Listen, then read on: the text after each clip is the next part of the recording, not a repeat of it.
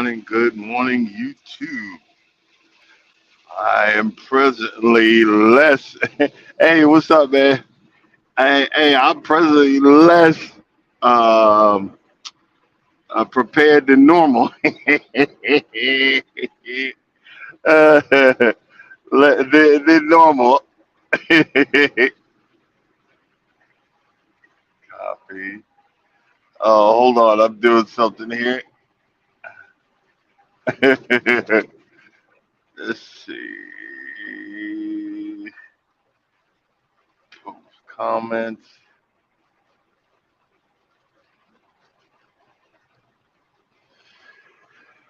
Oh boy, man, I got like one mean headache, and it's so stupid. The reason why I have it is because my bunk heater doesn't work too well, and it got a little nippy in here last night. I mean, it was on, but when my head gets cold, I get a pounding headache. So, I'm kind of not out of it, but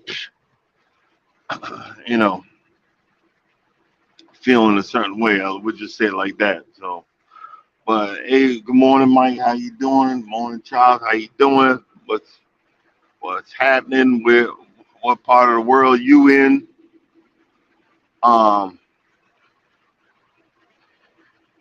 I guess you know we never know what situations or uh, what turn of events God has for us.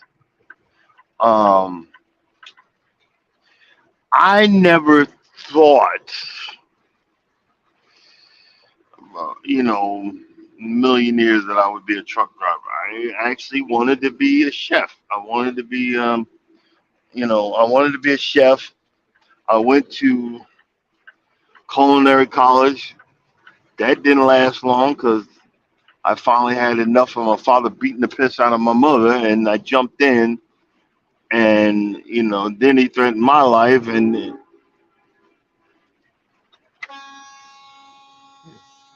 piece of crap. Ain't nobody scared of you, fool. You see what I'm saying?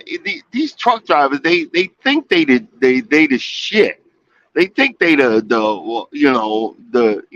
end all be all. I just moved over to get out of this guy's way, and he got mad. Because when you drive a truck and someone's on the side of the road, a lot of times the wiggle room from the your trailer could clip them and kill somebody. So you want to move over. I moved over. I go, and then he mad that I got in front of him. All I did was move over and come back. Really, really, dude. But this is how they do out here. A lot of truck drivers are very inconsiderate, self-centered. They'll kill a person in a heartbeat because they're tired of being in the docks. The docks meaning that you have to back up into the docks. They'll drive off while the forklifts inside the daggone truck. That's why a lot of times they lock your airlines. They lock you into the door so you can't move because of people like that. And you'll get these other ones that I'm in the slow lane right now. Normally I stay in the slow lane. You get these other ones that then get in the fast lane. They'll get up. I mean, they'll be like a hair trigger away from the bumper of the next front car. And if something happens to that car, he's done for because that truck can't stop.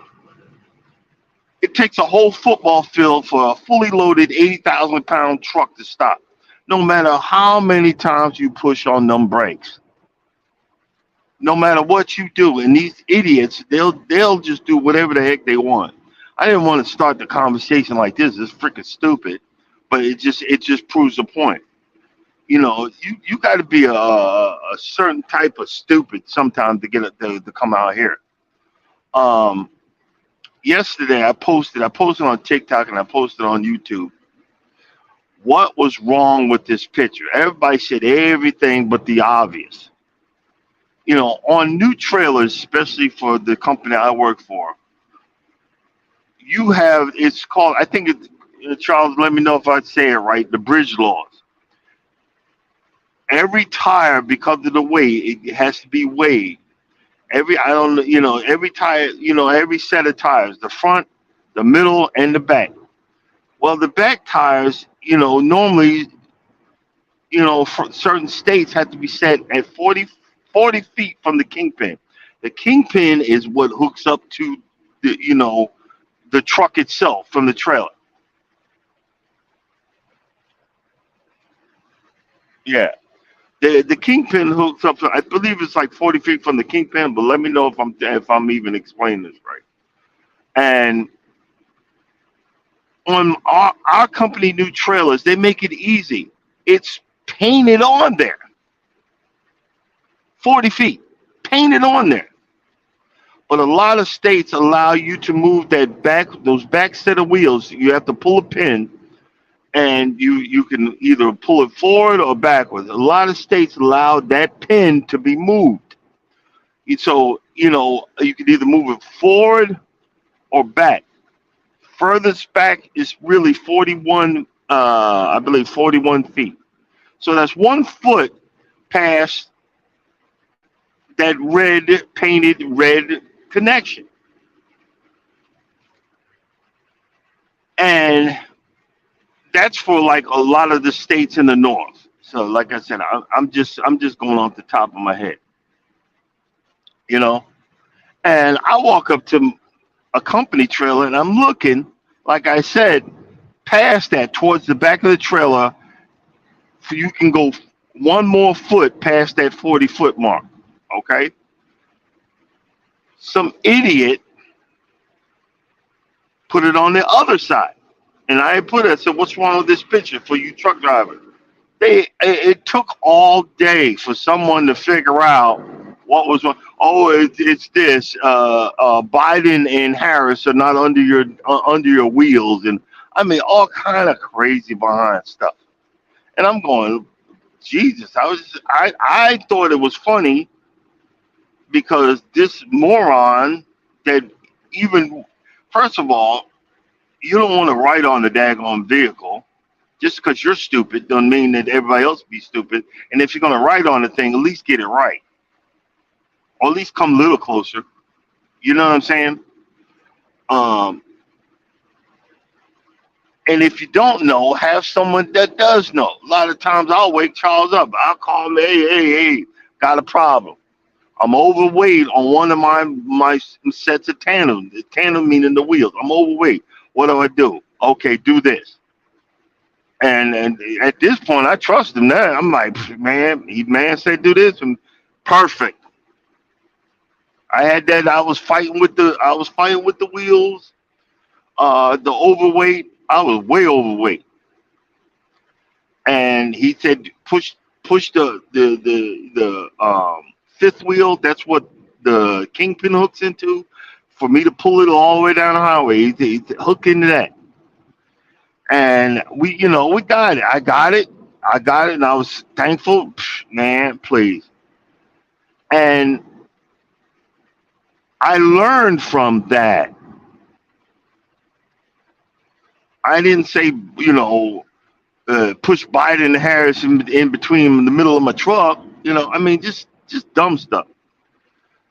But the thing about, you know, I got into this by chance. I was actually a subcontractor for Dish Network and DirecTV, and I was just so sick of it, and I wasn't making no money. Some days I'd make $50. It seems like this week actually. Some days I didn't make nothing, and I was a subcontractor. And I remember I was driving by I think it's West Georgia Tech, um, Technical College, or East Georgia, some crazy name. And I seen them out. I seen the trucks out there backing up and doing all that, and I said, "Well, let me go ask them how much is this." And because I was ready for a change. I was ready for a change in my life. I was so miserable. My mortgage hasn't been paid in months. I'm about to lose my house. Bad marriage. Bad everything. And I went in there and I asked the person at admissions. I said, "How much is this? How much is it to take the class?" He said, "Well, are you a resident of Georgia?" I said, "Yeah." "Well, if you're a resident of Georgia, we have this program." Started explaining yada yada yada. And all you have to do today, if you want to get signed up, is put down $50. And I almost ripped my wallet out of the back of my pants to good morning, Urban. I've almost ripped the wallet out of my back of my pants to get to the money to sign up. And from that day forward, I became a truck driver. I tried to do it before. I tried to do it once before, but it was half behind. They drove you around in a circle and they didn't teach you nothing. These guys actually taught you something, and I realized I have a problem with test taking. You think somebody put a shotgun to my head, especially stuff like this. I have a problem with test taking. So to overcome my problem, I dug deep into it. I would sit there and count out steps. I would walk the parking lot. People, everybody else was bull crapping around and smoking and joking and whatever. I said I'd get in that truck every chance I got to back that thing up, to do a straight back. When you don't know how to do it in the beginning, it's hard as hell. And I remembered when it was time to take the test. Finally, I remembered I was the first one there. I was there before the sun came up, sitting in the parking lot. I even marking off. I even put like a brick one spot. I said when I see I hit that brick, I'm gonna make that turn. When I do this, I'm gonna do this. I was dead. I was determined to pass this test. And I remember they he'd given me I think it was three uh, I forgot. I think it was parallel parking and something else. And I did it, and I was just stone cold, and he had to tell me, "Okay, Mr. Banks, next." And I did it. And I'm stone cold. I remember we got in the truck. I did. I before that I did my inspection. I did everything that I was asked to do. I walked around the truck, looked and checked and explained everything to the instructor what I was doing, and and then he said, thank you, thank you, Mr. Banks, blah blah blah, and just stand over there. And with the way they did with this place, what they do is they put the paperwork inside of a white envelope and seal it. You can't open it up. You have to take it to the DMV, and the DMV takes it, and that's how you get that's how you get your license. Well, I didn't know what was going on. He didn't have a white envelope in his hand. He walked up to me and he said, "Thank you, Mr. Banks. Blah blah blah. Congratulations, you passed." I almost fainted. And I'm not gonna lie, I got dizzy and I had to sit down. And I sat there, and he walked away. He shook my hand. I walked away, and he shook my hand. Little did I know the plans that God had for me. because everything was going wrong. Everything. Um, I remembered I when I first started out, I didn't want to be a solo driver, so I went with the company that did team driving. I went with a company that did team driving because I said, well, if I'm gonna f it up, at least I have somebody that maybe we could do this together. And I remember our first load we got. It was out of Oklahoma. We did not get. Boy,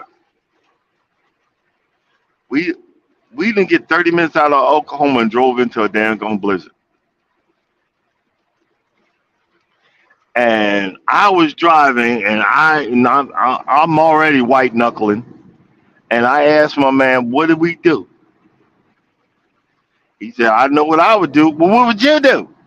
I parked this mother effort. Well, we pulled into the rest stop park, and we spent the night. We got out, snow on the ground, slick, couldn't move. Now here's the stupid part. Nobody taught us about chaining up the tires to get the nobody told us about that. So we found the chains, and what we did was put it under the tire. Didn't put connect the chains to the tire.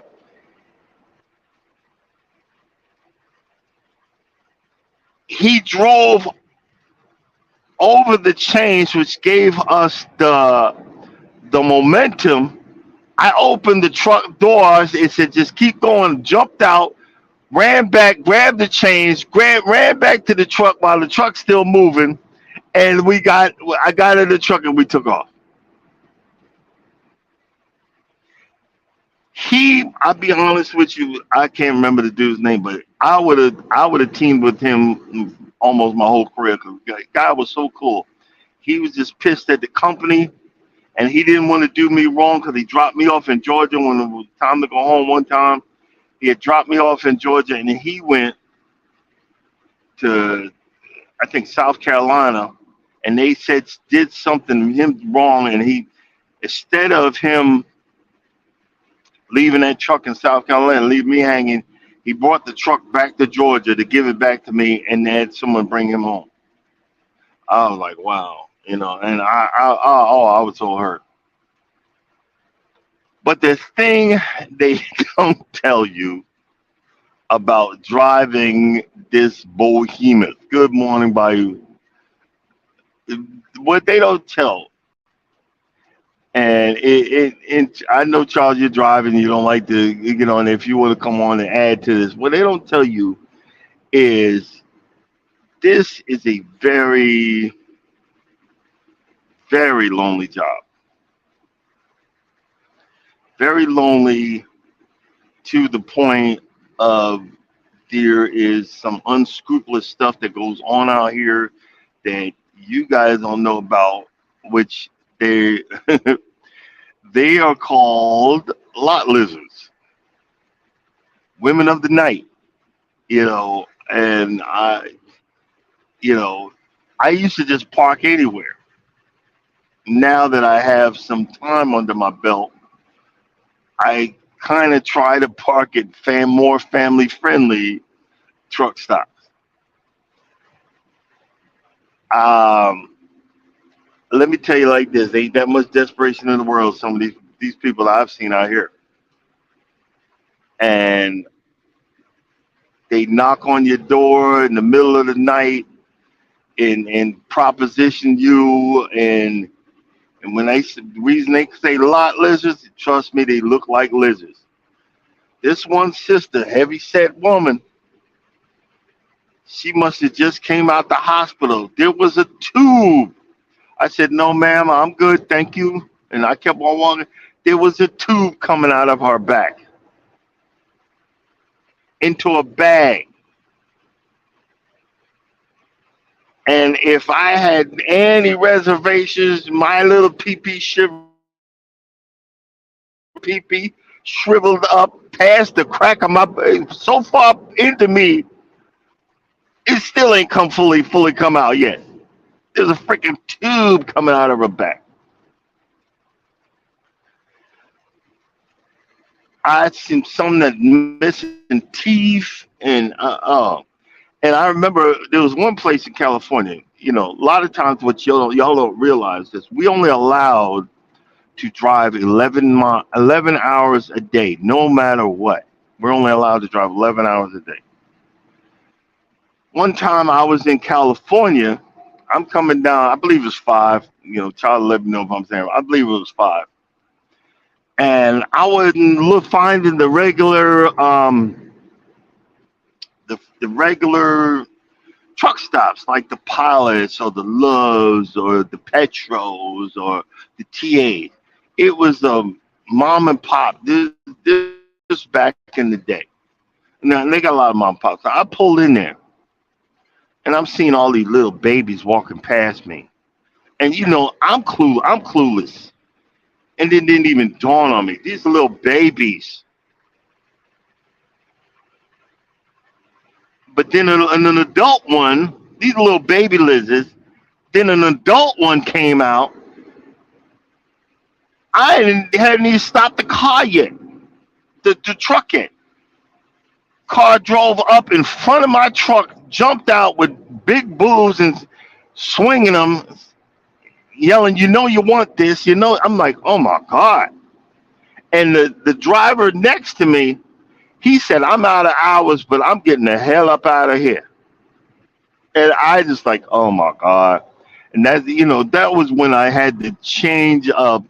That was when I had to say, look, I think I need to start finding a little more family friendly, a little bit more parking, a little bit more close to the door if I can, a little bit more parking in the light, a little bit more of certain situations. Now,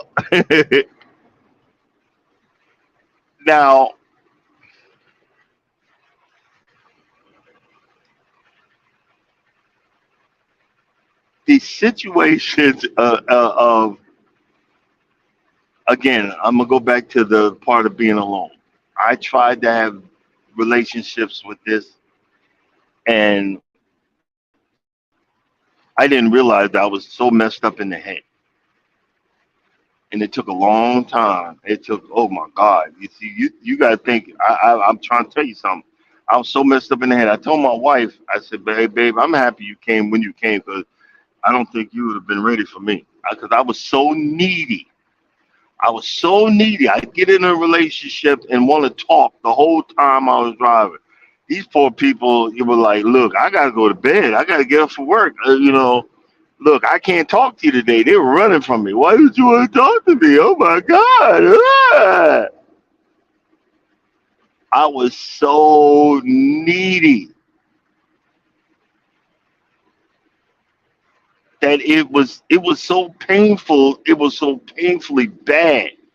I mean, it's embarrassing to tell you how freaking needy I was. You want to talk to me? Because you didn't have YouTube in the beginning. YouTube wasn't around. Oh, was it? I didn't think I had a phone strong enough. YouTube wasn't around. YouTube wasn't there. I mean, I pushed so many people away by that alone. And Charles would tell you he would come out with a case full of cassettes, listening to music, because you used to have that or CDs, your CD players. They don't have them no more. Either you gotta stream or you can't do nothing. Like I'm not looking at my phone. I'm driving. Just so we all know. Um, but the good part about that is when you find the right person, and I finally found the right person after all these years, that I was good. It's so funny. She was needy and wanted to talk. I was like, hey, babe, I gotta go to bed. Babe, I'm got to do this, blah, blah. And then I went the day I realized that, I started tearing up and said, "Man, wow, I'm not as needy. I'll be nice. I sometimes like we all can get a little needy every once in a while. But one of the things about driving is you have to have something that that will keep your attention. If not, you'll get mesmerized by the road. A lot of times that's happened a few times. But I'm going to talk about something right now that was life changing and I thought I'd never see. This happened about not that long ago. Not that long ago out here. I was heading into Los Angeles, picking up a load. I knew I could go straight. I knew I could go straight there. This is the place where I tell a story all the time about. I had a big red shirt and a blue bandana and was walking to Taco Bell in south of Los Angeles, knowing I'm about to get killed. This is the same place. Picked up totes there and brought them either north or back to Louisville, Kentucky. Well, like you see, I'm driving right now. I was on the interstate, and you know, out of the blue, I seen a blur. It was real quick, real quick. It was so quick that I didn't realize it. I seen a blur dash across the front of my hood. S- Someone had ran onto the highway. I just missed them. But being that I'm an 18 wheeler, anybody coming up on my driver's side, on my left, they would have not seen it coming. His family coming back from Disney World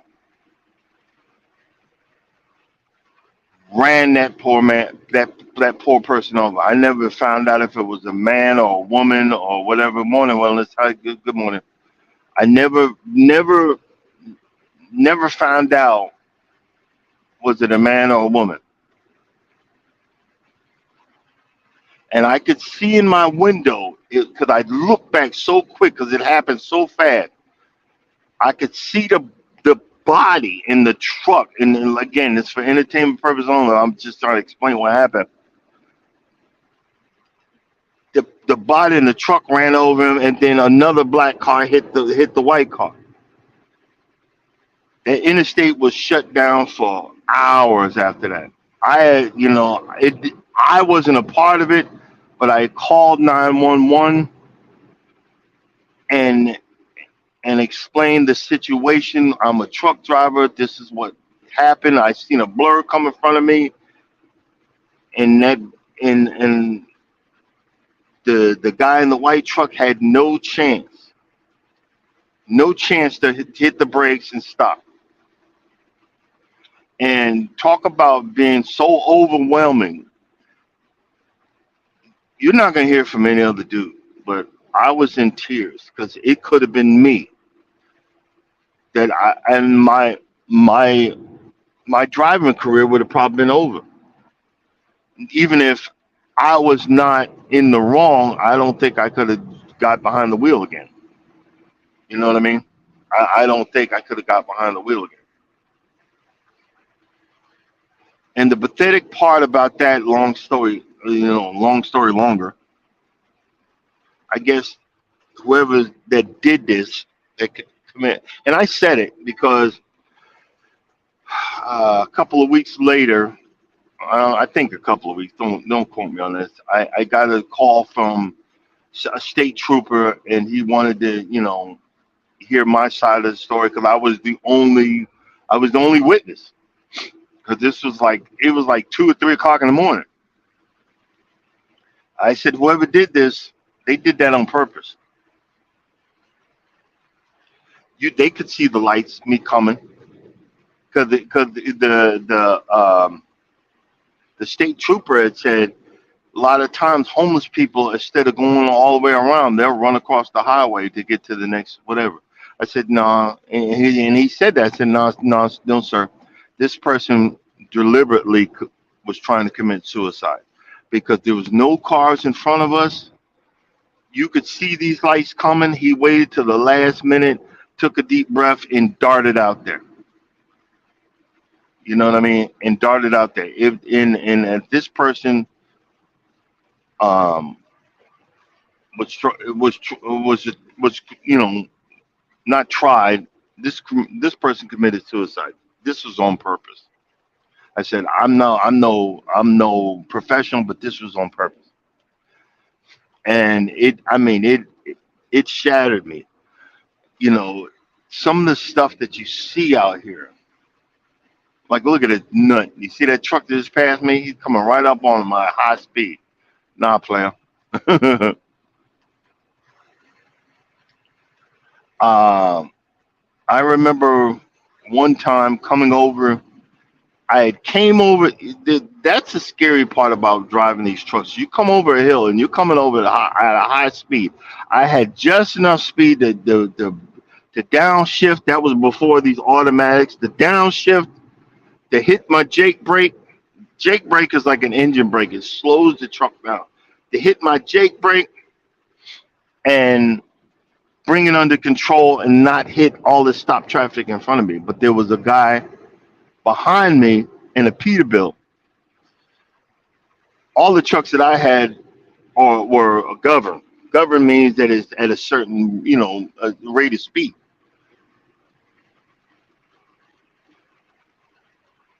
He wasn't governed, so he was getting it, and the driver knew it's either put it in the ditch, with in the medium, put it in the ditch, or kill a whole bunch of people. My man chose the ditch, and I could see the explosion and the stuff from my rearview mirror in the back. The man chose the ditch.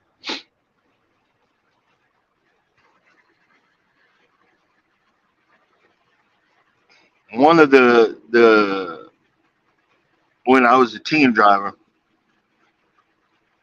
and see, this is something that a lot of y'all don't get. You can have a platonic relationship because, again, I had a friend that I met. Her name was Lisa. Um, she begged me. I said, oh, I can't, begged me because she was going through every driver that she had was uh, treating like crap and all that other stuff. Begged me to ride with.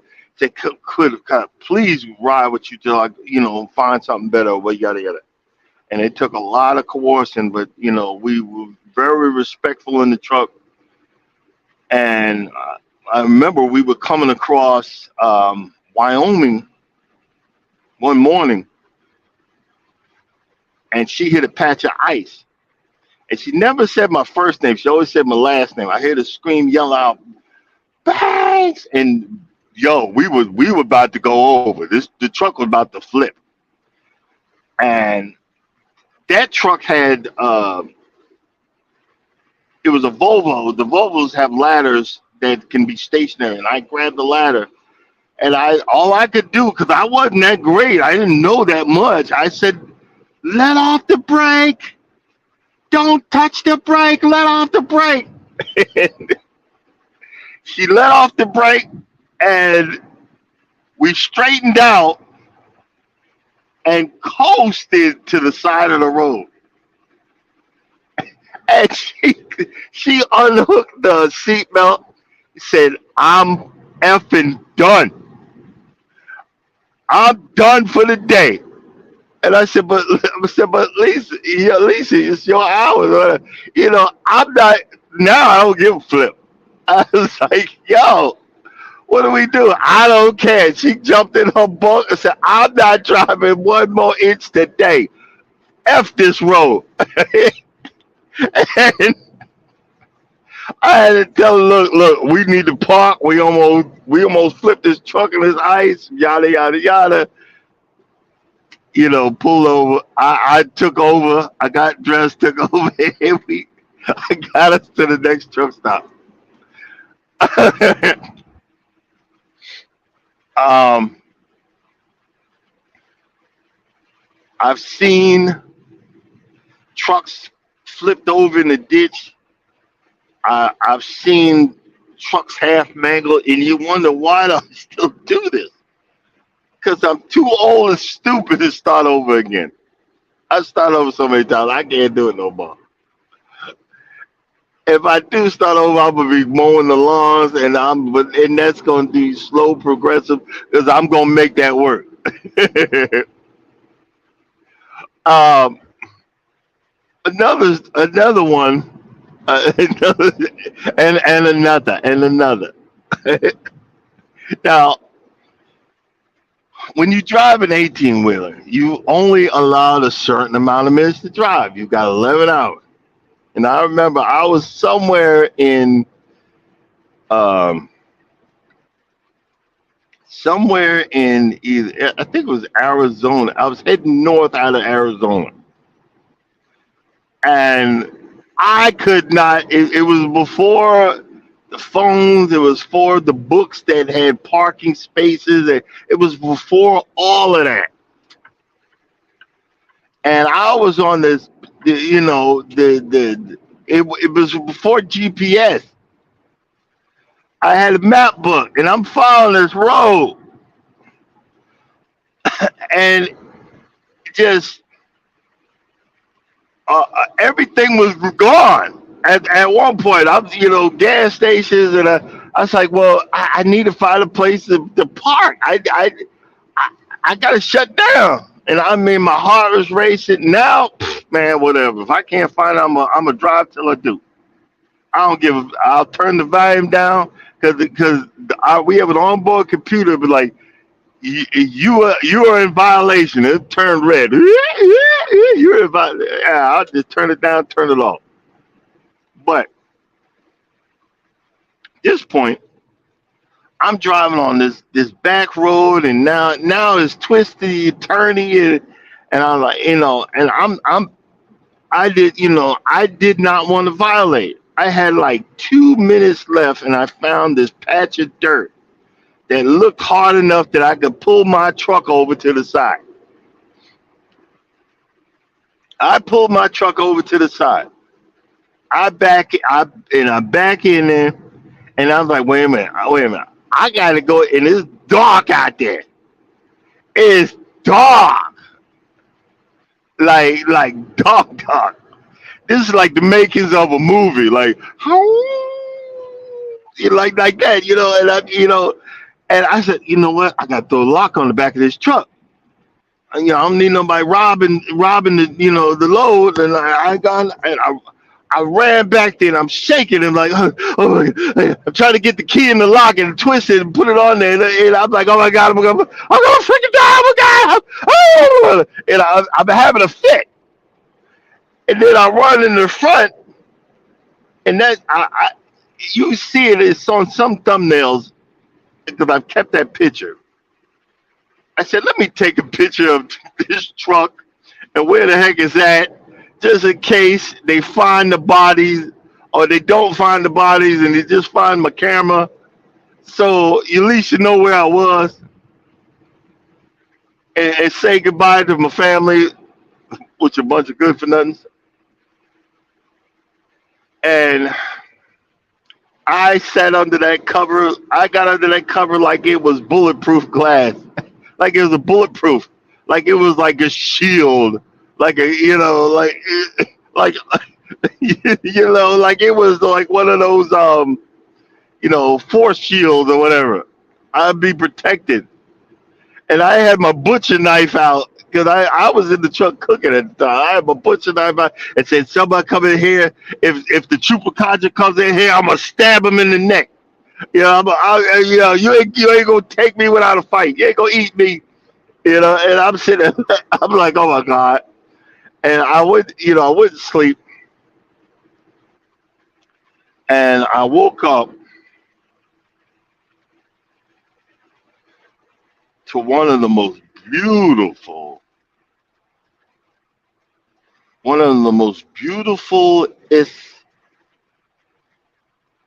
scenes or scenery that I've ever seen in my life.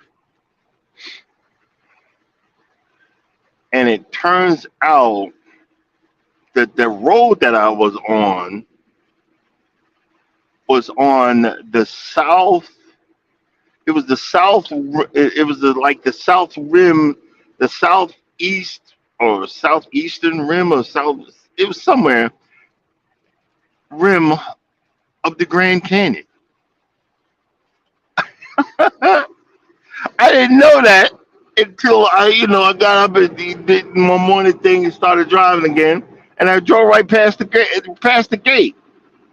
Hey, good morning, Tamika. Hey, good morning. Hey, well, I'm sure if I said hello or not. I drove past the gate to the entrance of the Grand Canyon. One of the gates.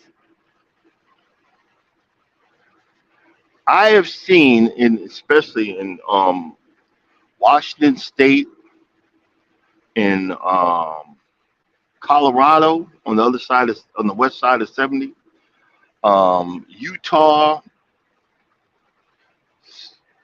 some National Geographic stuff. Those are the things that would make you go, wow. I remember when I first got, I had to take all the pictures and blah blah, blah blah blah blah blah blah blah. And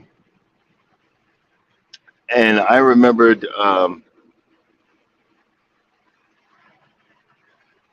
just being in awe. I remember a lot of times we drive by.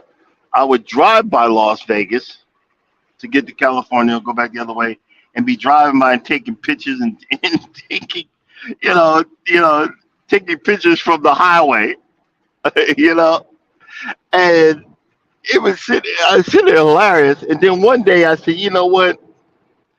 I ain't got nowhere to go. I'm not, I got time. Let me find me a truck stop and and go down to the Las Vegas Strip and see these things I would have never been able to do if I wasn't a truck driver. I said, let me go down to the Las Vegas Strip, and I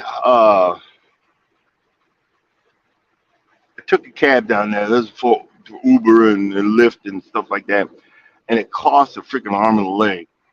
But that's when I found out that the strip is 5 miles long because that was the cab driver was telling me.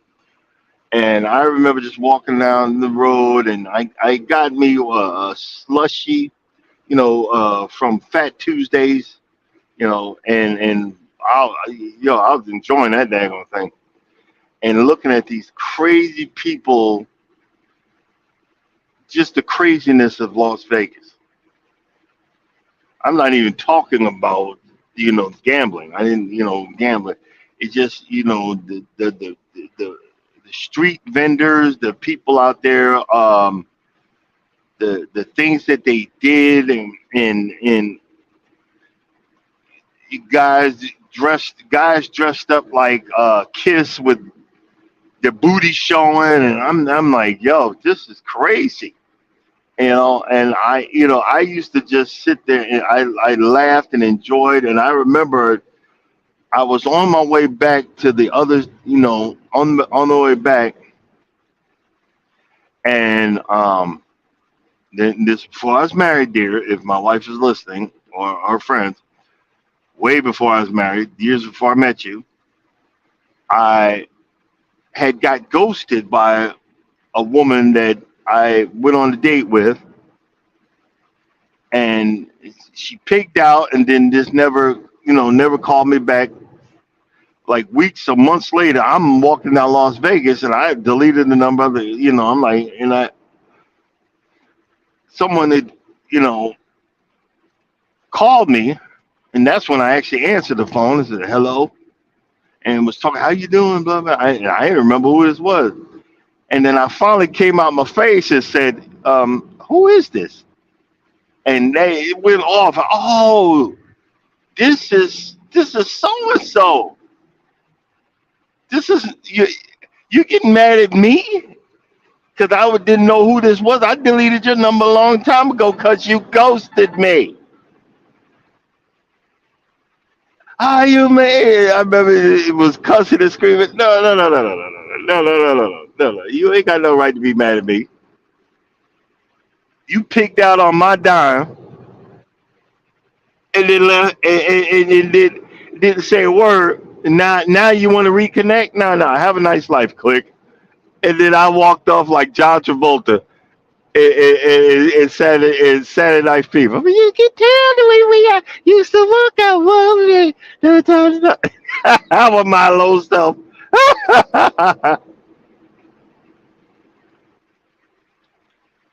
But um those crazy situations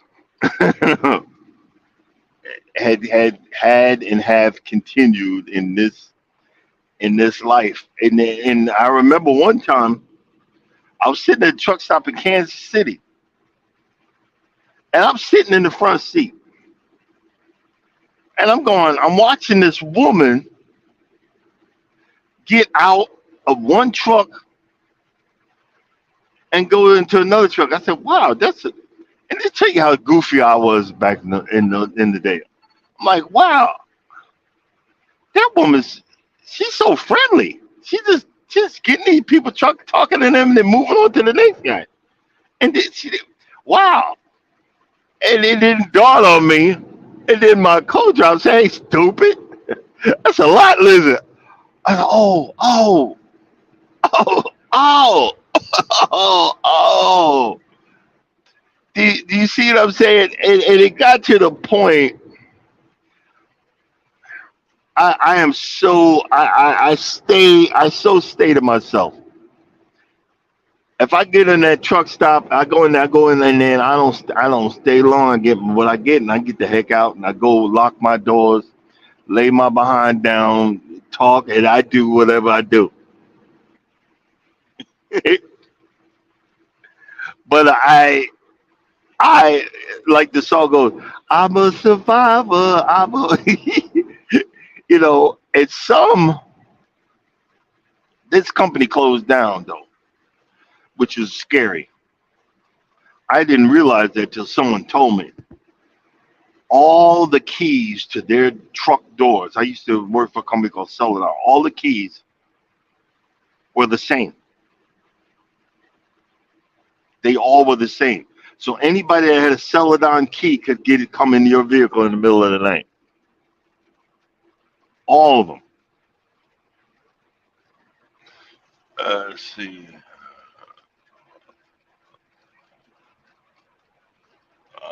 You said something. I was there. Oh, you're saying hello to everybody. Hey, hey, Fifi, how you doing? But and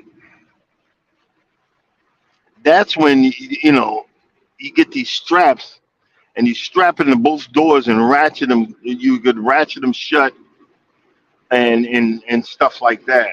Um, I'm not going to talk about my accident because I've talked about it a few times, and I, I, I, I I'm in actually a good mood. Hold on one second.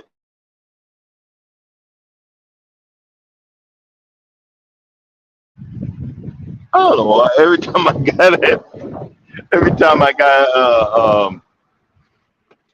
I gotta have a live, I gotta, spit. I don't know what's the matter with that one, but all right,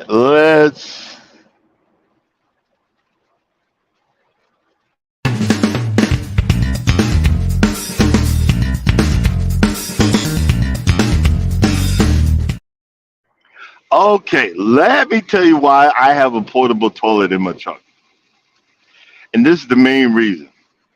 When I first met Norma, we was dating, and after we got married, she was in between jobs for a short period of time, and I said, well, why don't you just come on the road? Why don't you come on the road with me? And she said that'd be great. She wound up coming out here like three, I think about three times. But that'd be great. And she didn't realize I've always wanted someone that I cared about to come on the road, and she was the first. And I was so excited and just having a good time, and she's just having a ball, just reading a book. And every time we went past something, we was in Utah, Washington State, we was in Colorado. She was seeing all the stuff off in the distance, the landscapes, the mountains, and the beautiful scenery, the snow-capped mountain, not knowing how dangerous it was going over cabbage. She didn't realize how dangerous it was. And I remember Charles had called me. He said, "Hey man, where you at?" And he's like, I said, I'm climbing cabbage right now. He said, "Hey, hurry up." I said, "What do you mean hurry up? There's a storm coming." I said, "Oh, that's all you had to tell me." And I put the pedal, I put the hammer down and go as fast as I could. She said, "You need to slow down." Nope. We need to get up out of here. There's a storm coming. And literally, when we got out off of cabbage, we got off cabbage. Cabbage is a mountain range. They closed. They closed. They closed cabbage as soon as we got off the mountain. They closed cabbage. And I said, look. I said, I got a guardian angel who looks out for my ignorant ass. I said, look. Don't worry about it. She's like, okay. And but each time in the middle of the night, even a woman got to get up and go to the bathroom. So I had to get up and get dressed with her and go to the bathroom and walk her to the bathroom. I'm not gonna let her walk to the bathroom by herself. And I remember, we're on the way back from one load. We were somewhere. I don't know. We were somewhere. We were in the middle of nowhere, and the roads that got bad, everything iced up. It was bad out there. It was on the other side of on the other side of Salt Lake. Somewhere over there. Um, it's on the other side of Utah, and we were walking. She woke me up. And she said, and she was mad. She said, "I can't wait to get off this mother effing truck." And I was hurt. I was hurting in my feelings. What do you mean you can't wait? I didn't say it, but I was hurt. And literally, when she got off the truck, and the next time I came home, this portable toilet was sitting in a box. It was sitting in a box, and I didn't need it. I didn't need it. I said I didn't need it. I didn't want it. I didn't need it. And and then COVID happened, and I was so worried that I was gonna get COVID of the ass for putting my butt on somebody. Somebody, 'cause these toilets are horrifically nasty. I just knew I was gonna get COVID of the ass. I bought that toilet in a bit. It sits in a plastic bin, and it ain't never left my truck. She wants to give me a new one. I said, "Well, this one ain't totally decimated yet, but." And that's why, and then I developed type two, so you go to the bathroom a lot. So that's, and so I don't need to be, because going into the truck stop, parking, going into the truck stop, going to the bathroom, getting stuff, and getting back on the road. Every time you do that, it's 15 minutes. It takes 15 minutes off your drive time, what you need and you got to do. You know what I mean? So, um, as one of the things that I decided, I wanted Charles to come up because he's got some stories too, but it's a little late in the game. Um, but Charles had told me a story about he was delivering, I think it was somewhere in Queens, New York, and he was parked. He was parked under a bridge, and two guys came up and started talking to him, and and they were going to rob the man, and turns out one of the guys recognized the truck. He say, "Hey, is this so and so's truck?" He said, "Yeah." He said, "Hey, man, don't park here no more. Go up the street and go park inside the gate." These guys were made men. He tells the story a lot better. And and Charles' boss at the time was just like the Sopranos type stuff. Not like big time like that, but was like what one of those type of deals. Hey, good morning, country. How you doing? And it was just so. I was like, really? And a lot of times they don't want no witnesses. They would just, it's just crazy like that. But that's a whole nother story. That's a whole nother story. All right, well, I done flapped my gums. I didn't think I had it in me, but I done flapped my gums all the way up to 7 o'clock. Wellness with Frugal Mama's coming up next. And thank you for letting me just talk and tell you about some of the foolishness and the debauchery that goes on out here. And just know that when your stuff got delivered, that stuff you see at Walmart, all delivered by a truck driver. The stuff you see at the supermarket, always delivered by a truck driver. Stuff you see at Amazon, delivered by a truck driver. The car you're in driving right now, delivered by a truck driver. The gas that you get, delivered by a truck driver.